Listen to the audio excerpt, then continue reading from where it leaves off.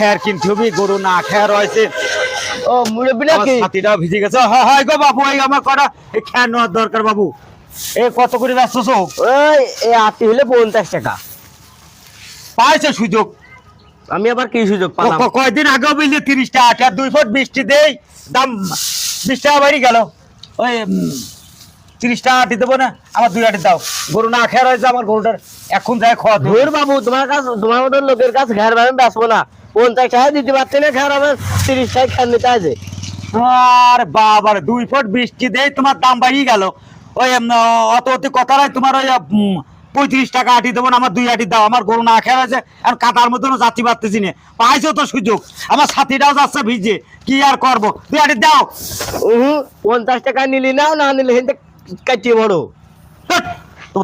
তোমার খেয়ারই নেবো না, অময় কাতার মতন যাই ওই একটু একটু নেছি, অময় গরুর খবর। কাটো গা, কাটো গা।